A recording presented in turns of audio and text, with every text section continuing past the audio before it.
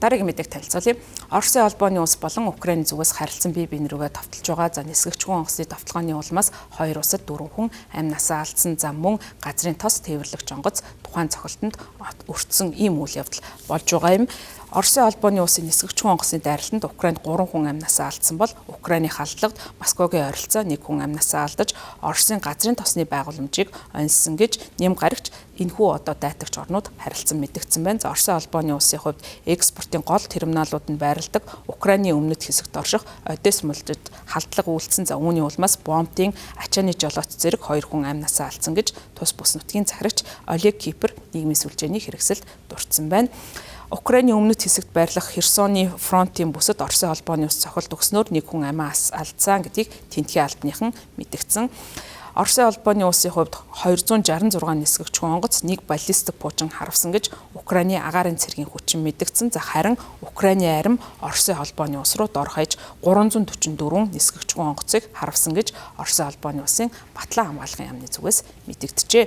Украины улсын хувьд нэм гарагт Оросын баруун хойд хэсэгт орших Приморскийн газрын тос ачих бомбтод хэдэн 10 нисгэгчгүйн онгоц харавсан байна. За үүний улмаас галт төмөр гарсан гэж орон нутгийн захирагч мэдгдсэн. За Балтийн тэнгисийн эрэг дээрх Приморск нь Оросын хамгийн том одоо экспортын төвүүдийн нэг юм байна. За өдөрт бол 1 сая баррел газрын тос боловсруулах хүчин чадалтай байгууламжууд байрладаг ийм төв юм байна. За Киевийн мэдээлж байгаагаар сүүлийн 7 хоногт тентхийн газрын тосны экспортын терминалуудад хэд удаа цохилт өгч олон тэрбум ам долларын экспортыг нь зогсоож чадсан гэж мэдэгдэж байгаа. За ойрхон дорнодын дайрны улмаас газрын тосны үн нэмэгдсэн. За үүнтэй холбогдуулан Оросын холбооны улсын зүгээс бол газрын тос байгалийн хийгээс олж байгаа орлого нь бол нэмэгдэж байгаа. За үүнийг нь тасалдуулах бодлогыг Украины зүгээс хэрэгжүүлж байгаа. За үүний гол шалтгаан нь бол Оросын холбооны улс эдгээр одоо газрын тос болон байгалийн хийгээс олж байгаа орлогоо дайн байлдааны үйл ажиллагаагаа санхүүжүүлэхэд зарцуулж байгаа гэж үзэж байгаа. За нөгөө тэгүр мэдээж хэрэг тус улсын эдийн засаг дайн байлдааны үйл ажиллагаатай явуулж байгаатай холбогдуулан хүндрэлтэй эдийн засгийн алдагдал байгаа учраас үүнийг газрын тосноос болон байгалийн хийгээс олсон орлогоороо одоо нөхөж байгаа гэсэн ийм мэдээллүүд олон улсын шинжээчдийн зүгээс хийж байгаа. Украины ерөнхийлөгч Владимир Зеленский Оросын холбооны улсын сүүдрийн одоо танкер сүүдрийн хөлөг онгоцны флот гэж нэрлэгддэг. Энэхүү флотын хөлөг онгоцуудыг хар тэнгисийн өмнөд хэсгийн Новороссийск бомтоос нь унгаасан гэсэн мэдээллийг хэлж байна. За тэрээр бол тэнгисийн цэргийн нисгэгчгүйн онгоц нь 1 танкер руу одоо ойртож байгааг харуулсан шүн битсэн хар цагаан бичлэгийг нийтэлсэн байна. За учруулсан охирлын хэмжээ одоогийн байдлаар тодорхойгүй байгаа.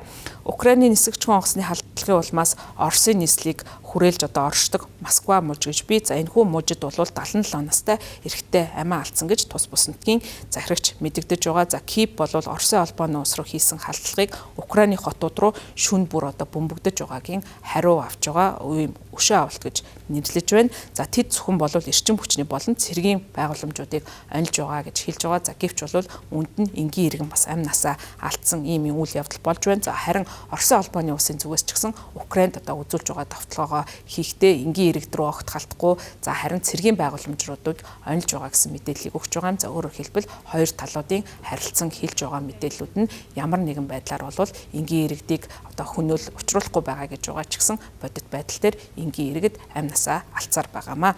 2022 оны 2 дугаар сард Оросын холбооны улс эхлүүлсэн бүрэн хэмжээний товтлогооны улмаас одоогийн байдлаар олон 10,000 хүн амь насаа алдсан. За Франц пресс агентлагийн Киевийн агаарын цэргийн хүчний мэдээлэлд тулгуурсан дүн шинжилгээнээс үзэхэд 4 дугаар сард Оросын холбооны улс Украинд өдөрт дунджаар 200 гаруй алсын тусгалын товтлогооны нисгэгчгүйн онгоцоор дайралт хийж байгаа гэсэн ийм мэдээллийг өгч байгаамаа.